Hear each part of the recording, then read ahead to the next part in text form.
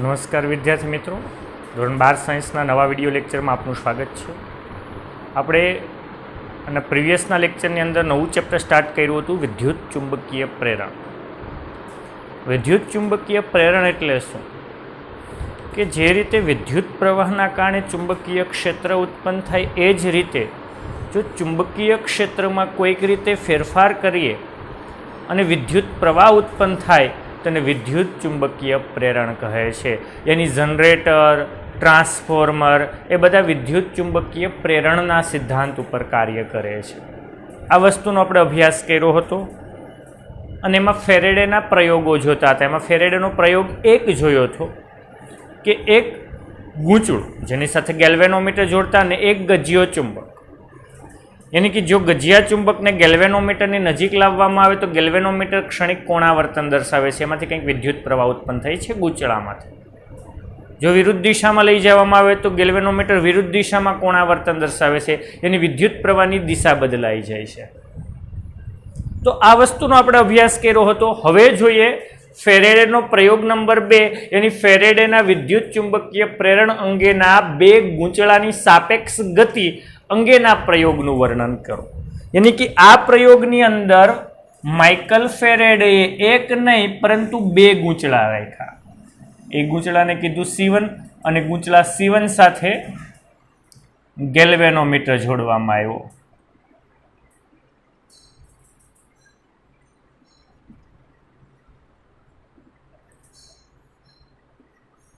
અને એક બીજું અલગ કરેલ વાહકતાનું ગૂંચળું લીધું, એને કહે ગૂંચળું C2, પરંતુ ગૂંચળા C2 સાથે બાહ્ય બેટરી જોડવામાં આવી. એની આકૃતિમાં દર્શાવ્યા પ્રમાણે અલગ કરેલ વાહકતાના બે ગૂંચળા, એક ગૂંચળું C1 જેની સાથે ગેલ્વેનોમીટર જોડવામાં આવ્યું અને એક બીજું ગૂંચળું C2 જેની સાથે બાહ્ય બેટરી જોડવામાં આવી. એની બાહ્ય બેટરીના લીધે એમાંથી વિદ્યુત પ્રવાહ પસાર થાય, એની વિદ્યુત પ્રવાહ આધારિત ગૂંચળું છે. યાની કે આ ગૂંચળામાં સ્થિર વિદ્યુત પ્રવાહ પસાર થવાના કારણે ગૂંચળાની આજુબાજુ શું ઉત્પન્ન થાય? ચુંબકીય ક્ષેત્ર ઉત્પન્ન થાય અને અમુક ચુંબકીય ક્ષેત્ર રેખાઓ ગૂંચળા C1 સાથે જોડાયેલી હોય છે. પરંતુ આ ગૂંચળું સ્થિર છે, આ ગૂંચળું સ્થિર છે. ગેલ્વેનોમીટર કંઈ કોણાવર્તન દર્શાવશે નહીં, દર્શાવે. યાની કે આ સ્થિર છે. આમાં ભલે વિદ્યુત પ્રવાહના કારણે ચુંબકીય ક્ષેત્ર ઉત્પન્ન થયું, એની ચુંબકીય ક્ષેત્ર રેખાઓ ગૂંચળા C1 સાથે ભલે સંકળાયેલ છે, પરંતુ એનાથી કંઈ વિદ્યુત પ્રવાહ ઉત્પન્ન નહીં થાય. વિદ્યુત પ્રવાહ ઉત્પન્ન કરવો હોય તો ગૂંચળા C2 ને C1 તરફ જો ગતિ કરાવવામાં આવે, જો ગૂંચળા C2 ને C1 તરફ ગતિ કરાવવામાં આવે તો ગેલ્વેનોમીટર કોણાવર્તન દર્શાવી એની ગૂંચળામાં કંઈક વિદ્યુત પ્રવાહ પસાર થશે. હા, હવે જો ગૂંચળાને વિરુદ્ધ દિશામાં પાછું લઈ જવામાં આવે તો ગેલ્વેનોમીટર કોણાવર્તન દર્શાવશે, પરંતુ હવે વિદ્યુત પ્રવાહ વિરુદ્ધ દિશામાં ઉત્પન્ન થશે. સમજ્યા કે નહીં? યાની કે જો ગૂંચળા C2 ને ગૂંચળા C1 તરફ ગતિ કરાવીએ તો વિદ્યુત પ્રવાહ ઉત્પન્ન થાય અને વિરુદ્ધ દિશામાં ગતિ કરાવીએ તો વિરુદ્ધ દિશામાં વિદ્યુત પ્રવાહ ઉત્પન્ન. યાની હવે જો બાહ્ય બેટરીની પોલારિટી બદલાવી નાખું, એની હવે આ ઋણ, આ ધન, આ ઋણ અને આ ધન, એની પોલારિટી બદલાવી નાખી, એની વિદ્યુત પ્રવાહની દિશા બદલાવી નાખી. એનો મતલબ એવો થયો કે ચુંબકીય ક્ષેત્ર ઉત્પન્ન થશે, પરંતુ પહેલા સપોઝ કે આ નોર્થ પોલ અને આ સાઉથ પોલ હોય તો હવે આ નોર્થ પોલ અને આ સાઉથ પોલ થશે, કારણ કે વિદ્યુત પ્રવાહની દિશા બદલાય નહીં. તો ગૂંચળું એક ચુંબક તરીકે વર્તે, પરંતુ એ ચુંબકની ડાયપોલ્સ છે, ડાયપોલ મોમેન્ટની દિશા બદલાય છે. એની હવે બાહ્ય બેટરીની પોલારિટી બદલાવી અને હવે ગૂંચળા C2 ને C1 તરફ ગતિ કરાવવામાં આવે તો ગેલ્વેનોમીટર કોણાવર્તન દર્શાવશે.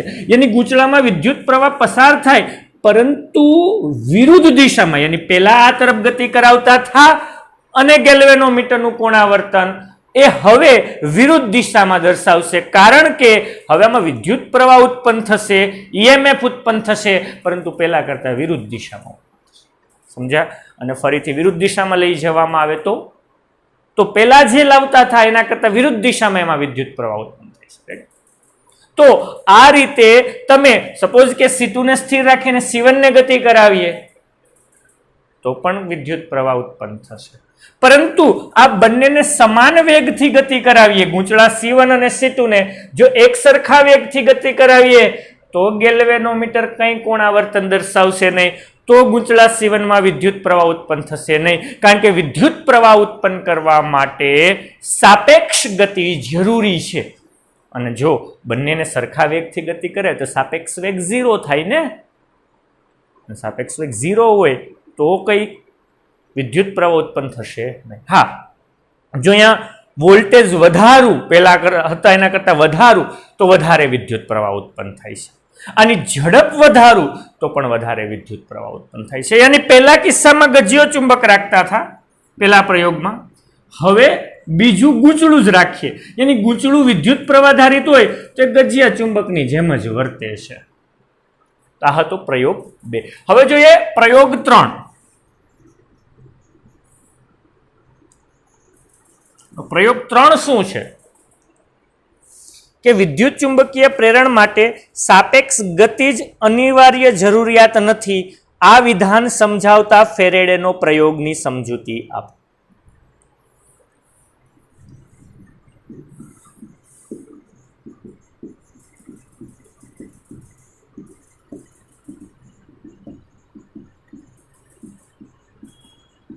સાપેક્ષ ગતિ જ અનિવાર્ય નથી તે દર્શાવતા પ્રયોગનું વર્ણન કરો.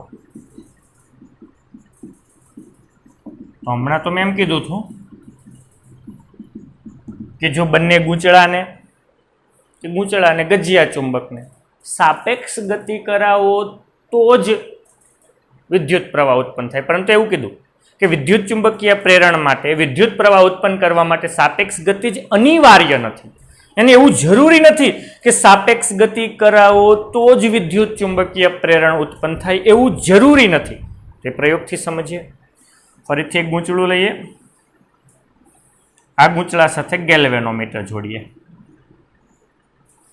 એક બીજું ગૂંચળું લઈએ, એની સાથે બાહ્ય બેટરી જોડીએ અને કળ સ્વિચ જોડીએ. હવે C1 અને C2 બેને કોઈને ગતિ નથી કરાવી, બંનેને સ્થિર જ રાખવા અને ગેલ્વેનોમીટર કોણાવર્તન દર્શાવે એવું કરવું છે. એવું શક્ય છે?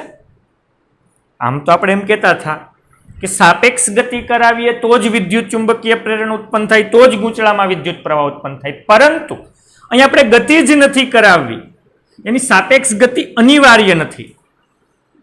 તો જો હું સ્વિચને ચાલુ બંધ કરું, યાની જેવી હું સ્વિચ ચાલુ કરીશ ત્યારે ક્ષણિક કોણાવર્તન દર્શાવીને પાછું ગેલ્વેનોમીટર 0 આવી જશે. પાછો બંધ કરીશ ત્યારે ફરીથી ક્ષણિક કોણાવર્તન થશે અને પાછું ગેલ્વેનોમીટર 0 આવી જશે.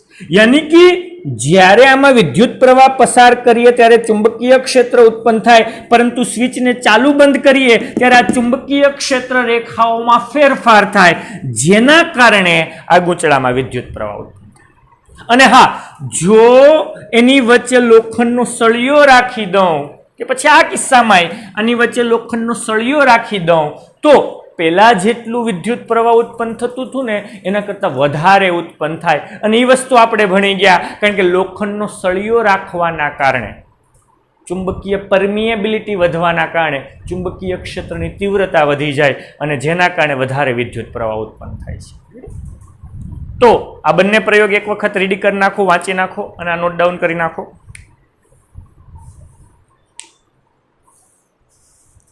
ઓકે, નવા પ્રશ્ન ઉપર આવીએ. મોસ્ટ ઇમ્પોર્ટન્ટ છે, એક્ઝામમાં પૂછી શકાય, બોર્ડના એક્ઝામમાં પૂછી શકાય એવી પૂરી શક્યતા. પ્રયોગો જસ્ટ વાંચી નાખજો, પરંતુ એક્ઝામની અંદર પ્રયોગો પૂછાવાની શક્યતા ઓછી છે. એના કરતાં વધારે ઇમ્પોર્ટન્ટ છે ફેરેડેએ અલગ કરેલ વાહકતારના ગૂંચળા અને ગજિયા ચુંબકની મદદથી કરેલા પ્રયોગોના પરિણામ અથવા નિષ્કર્ષ જણાવો. યાની કે ફેરેડેએ 3 પ્રયોગ કર્યા હતા અને પ્રયોગનું પરિણામ એના ઉપરથી એને નિષ્કર્ષ શું કાઢ્યું એ જણાવવાનું છે. પહેલા પ્રયોગમાં એ શું કરતો? એક અલગ કરેલ વાહકતાનું ગૂંચળું રાખતો, એની સાથે ગેલ્વેનોમીટર જોડતો અને એની નજીક ગજિયો ચુંબક રાખતો. બીજા પ્રયોગની અંદર અલગ કરેલ વાહકતાનું ગૂંચળું ગેલ્વેનોમીટર જોડતો, જેને C1 એક બીજું જ એની નજીકમાં અલગ કરેલ વાહકતાનું ગૂંચળું C2, પરંતુ એને પર બાહ્ય બેટરી જોડી એટલે સ્થિર વિદ્યુત પ્રવાહ પસાર થાય. ચુંબકીય ક્ષેત્ર, હા અહીંયા ગજિયા ચુંબકના કારણે ચુંબકીય ક્ષેત્ર ઉત્પન્ન થાય અને અહીંયા વિદ્યુત પ્રવાહ પસાર થવાના કારણે ગૂંચળામાં તોય ચુંબકીય ક્ષેત્ર. અને ત્રીજો પ્રયોગની અંદર ગૂંચળું ગેલ્વેનોમીટર જોડતો, અહીંયા ગૂંચળું પણ તો અહીંયા સાપેક્ષ ગતિ ન કરાવતો, ખાલી સ્વિચ ઓન ઓફ ચાલુ બંધ કરતા.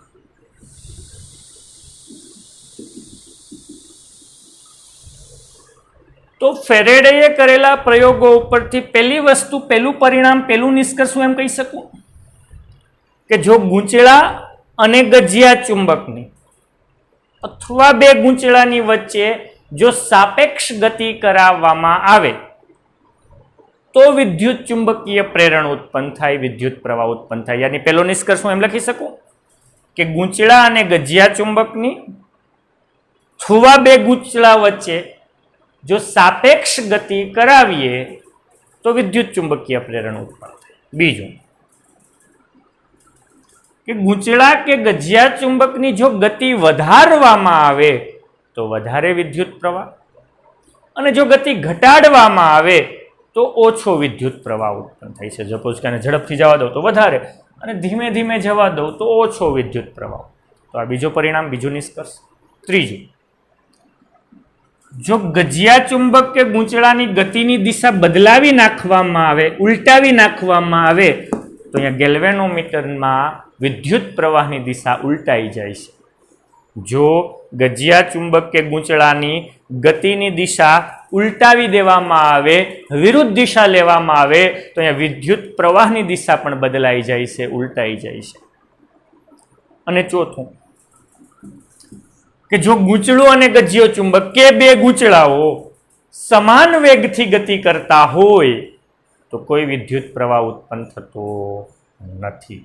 અને પાંચમું એમ કહી શકું કે જો ગૂંચળું સાપેક્ષ ગતિ ન કરતા હોય તો પણ સ્વિચ ચાલુ બંધ કરી અને એમાં ચુંબકીય ક્ષેત્ર રેખાઓમાં ફેરફાર કરવામાં આવે તો પણ વિદ્યુત ચુંબકીય પ્રેરણ ઉત્પન્ન થાય છે. તો આ 5 નિષ્કર્ષ, 5 પરિણામ યાદ. પહેલો પરિણામ શું કે જો ગજિયા ચુંબક અને ગૂંચળાને અથવા બંને ગૂંચળાને જો સાપેક્ષ ગતિ કરવામાં આવે તો વિદ્યુત ચુંબકીય પ્રેરણ ઉત્પન્ન થાય, વિદ્યુત પ્રવાહ ઉત્પન્ન થાય. બીજું, જો ગજિયા ચુંબક કે ગૂંચળાની દિશા, ગતિની દિશા વિરુદ્ધ લેવામાં આવે, ઉલટાવી નાખવામાં આવે તો વિદ્યુત પ્રવાહની દિશા પણ બદલાઈ જાય છે. ત્રીજું કે જો ગૂંચળા કે ગજિયા ચુંબકની સમાન વેગથી ગતિ કરાવવામાં આવે, યાની કે સાપેક્ષ વેગ 0, તો વિદ્યુત પ્રવાહ ઉત્પન્ન થતો નથી, વિદ્યુત ચુંબકીય પ્રેરણ ઉત્પન્ન થતું નથી. અને ચોથું, જો ગજિયા ચુંબક કે ગૂંચળાને વધારે ઝડપથી ગતિ કરાવવામાં આવે, એની સ્પીડ વધારવામાં આવે તો વિદ્યુત પ્રવાહ વધારે, અને જો સ્પીડ ઓછી રાખવામાં આવે, ધીમેથી ગતિ કરાવવામાં આવે તો વિદ્યુત પ્રવાહ ઓછો મળે. અને પાંચમું, જો બંને ગૂંચળાઓ સ્થિર હોય, સાપેક્ષ ગતિ ન કરતા હોય તો પણ સ્વિચ ચાલુ બંધ કરી ચુંબકીય ક્ષેત્ર રેખાઓની સંખ્યામાં ફેરફાર કરી, ચુંબકીય ક્ષેત્રની સંખ્યામાં ફેરફાર કરી અને ત્યાં વિદ્યુત પ્રવાહ ઉત્પન્ન કરી શકાય, વિદ્યુત ચુંબકીય પ્રેરણ ઉત્પન્ન કરી શકાય છે. તો આ 5 નિષ્કર્ષ ઇમ્પોર્ટન્ટ છે, યાદ રાખી નાખજો, નોટ ડાઉન. કે નવા ટોપિક ઉપર આવીએ, ચુંબકીય ફ્લક્સ સમજાવો. તો એક ઇમ્પોર્ટન્ટ ભૌતિક રાશિ છે. તો કે ભાઈ ચુંબકીય ફ્લક્સ એટલે શું? જેમ વિદ્યુત ફ્લક્સ હોય phi is equal two E dot A, એમ ચુંબકીય ફ્લક્સ હોય phi જ. વિદ્યુત ફ્લક્સ તો phi વડે દર્શાવાય. સપોઝ કે એને phi E કહું ઇલેક્ટ્રિક અને phi M કહું મેગ્નેટિક.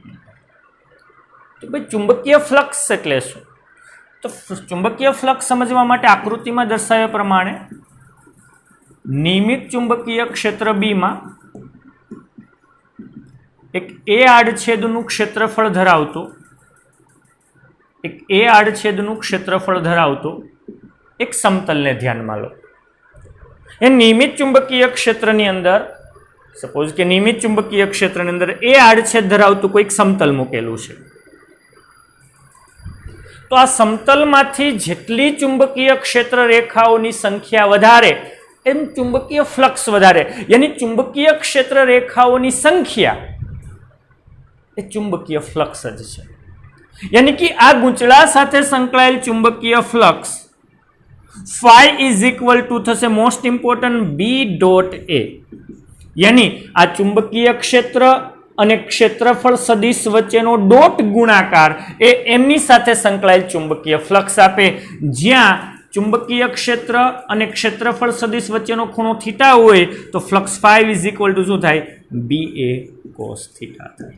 યાની ચુંબકીય ફ્લક્સ અદિશ રાશિ છે. ચુંબકીય ફ્લક્સ કઈ રાશિ છે? અદિશ રાશિ છે. એનો એકમ શું થાય? એકમ તો કે ફ્લક્સનો એકમ તો આની ઉપરથી ટેસ્લા ઇન્ટુ મીટર સ્ક્વેર અથવા એનો બીજો એકમ વેબર છે. યાદ રાખશું ચુંબકીય ફ્લક્સનો બીજો એકમ શું છે? વેબર.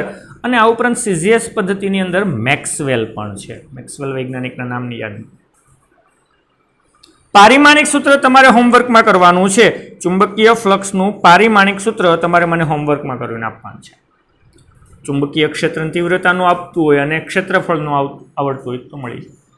યાની કે નિયમિત ચુંબકીય ક્ષેત્ર હોય અને એની અંદર એક સમતલ મૂક હોય તેની સાથે કંઈક આટલું ફ્લક્સ સંકળાયેલું હોય, પરંતુ અનિયમિત ચુંબકીય ક્ષેત્ર હોય અને એની અંદર અનિયમિત આકારનું સમતલ હોય તો દરેકના ક્ષેત્રફળ સદિશ, દરેક જગ્યાએ ચુંબકીય ક્ષેત્રની તીવ્રતા બધું જ જુદું જુદું હોય ને. એના માટે હું આ સૂત્રનો યુઝ ન કરી શકું, પરંતુ આ સમતલને સૂક્ષ્મ સૂક્ષ્મ ખંડોનો બનેલો કલ્પું. સપોઝ કે એક સૂક્ષ્મ ખંડ એનું ક્ષેત્રફળ સદિશ DA1, આ એક બીજું સૂક્ષ્મ ખંડ એનો ક્ષેત્રફળ સદિશ DA2, આ એક સૂક્ષ્મ ખંડ એવી રીતના એનો ક્ષેત્રફળ સદિશ DAN છે અને ત્યાં ચુંબકીય ક્ષેત્રની તીવ્રતા BN છે. તો આ સૂક્ષ્મ ખંડ સાથે સંકળાયેલ સૂક્ષ્મ ફ્લક્સ d∅1, કારણ કે સૂક્ષ્મ ફ્લક્સ માટે આ સૂક્ષ્મ ખંડ માટે તો ચુંબકીય ક્ષેત્ર અને ક્ષેત્રફળ સદિશને આપણે અચળ લઈ શકીએ. રેડી? તો d∅1 ઇઝ ઇક્વલ ટુ શું થશે? b1 dot da1. એ જ રીતના બીજા સૂક્ષ્મ ખંડ માટે d∅2 ઇઝ ઇક્વલ ટુ શું થાય? b2 dot da2. ત્રીજા માટે d∅3 is equal two b3 dot da3 અને d∅n ઇઝ ઇક્વલ ટુ શું થાય? bn dot dan. યાની કે આ સમગ્ર પૃષ્ઠ સાથે સમગ્ર સમતલ સાથે સંકળાયેલ કુલ flux phi is equal to d∅1 plus d∅2 plus d∅3 થી ક્યાં સુધી? d∅n. યાની b1 dot da1 plus b2 dot da2 થી ક્યાં સુધી? bn ડોટ dan સુધી થાય. યાની કે flux phi is equal to summation of i is equal to 1 to n શું લખી શકું? bi ડોટ dai લખી શકું. યાની કે સમેશન છે, સરવાળો છે, તો એને સંકલન કહી શકું. યાની phi ઇઝ ઇક્વલ ટુ સંકલનમાં b ડોટ da પૃષ્ઠ પરનું સંકલન થશે. રેડી? તો હવે યાદ રાખશું કે સંકલનનું એક સૂત્ર phi is equal two b dot a, ba cos theta, પરંતુ નિયમિત ચુંબકીય ક્ષેત્ર હોય અને એનો ક્ષેત્રફળ સદિશ ચુંબકીય ક્ષેત્ર સાથે કંઈક ખૂણો બનાવતો, પરંતુ અનિયમિત હોય ચુંબકીય ક્ષેત્ર અને દરેક જગ્યાએ ખૂણા જુદા જુદા ક્ષેત્રફળ સદિશ અને ચુંબકીય ક્ષેત્ર વચ્ચેના હોય તો flux phi is equal two સંકલનમાં b ડોટ da થશે. રેડી? તો આ મોસ્ટ ઇમ્પોર્ટન્ટ છે. ચુંબકીય ફ્લક્સ હા અદિશ રાશિ છે, એકમ ટેસ્લા મીટર સ્ક્વેર અથવા વેબર અથવા મેક્સવેલ, પરંતુ મેક્સવેલ બરાબર ખાલી જગ્યા વેબર, यानी खाली जगह एक्स ने अथवा मैक्सवेल बराबर खाली जगह वेबर, तो एक्स ने करता बनाऊं तो मैक्सवेल ना छेद में वेबर कहूं. यानी मैक्सवेल एटले फ्लक्स नो जे एकम पण सीजीएस में यानी टेस्ला ने बदले गोस અને મીટર ને બદલે સેન્ટીમીટર સ્ક્વેર. જ્યારે વેબર એટલે ટેસ્લા ઇન્ટુ મીટર સ્ક્વેર અને એક ગોસ એટલે 10⁻⁴ ટેસ્લા અને સેન્ટીમીટર સ્ક્વેર તો 10⁻² નો વર્ગ એટલે 10⁻⁴ metre square. Tesla metre square, tesla गया मीटर स्क्वेयर, यानी कि एक मैक्सवेल बराबर 10⁻⁴, 10⁻⁴ એટલે 10⁻8 वेबर था. याद राखशू एक मैक्सवेल एटले केटला थया 10⁻8 घात वेबर अथवा एक वेबर बराबर -8 पेली साइड जाए 10⁻8 मैक्सवेल थशे. रेडी? आ नोट डाउन करी नाखजो, इम्पोर्टન્ટ है.